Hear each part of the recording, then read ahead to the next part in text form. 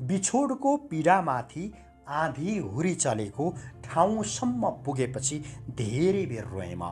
भनेको जुन ठाउँसम्म त्यहाँ पढ्दै जाँदा त्यो उपन्यासमा एउटा त्यस्तो ठाउँ छ जहाँ चाहिँ बिछोडको पीडामाथि आँधी हुरी जसरी चलेको छ त्यो ठाउँसम्म पुगेपछि धेरै बेर त्यो पढिसकेर त्यो लाइन पढिसकेर धेरै बेर रोएँ म भन्ने सेन्समा त्यो थिममा बिछोडको पीडामाथि आँधी हुरी चलेको ठाउँसम्म पुगेपछि धेरै बेर रोएँ म झन्झन पढ्दै गएँ म झन्झन मर्दै गएँ म।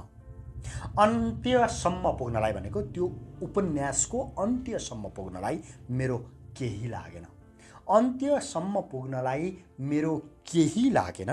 पुरै कथा नपढी पछि सर्दै गएँ म झन्झन पढ्दै गएँ म झन्झन मर्दै गएँ म।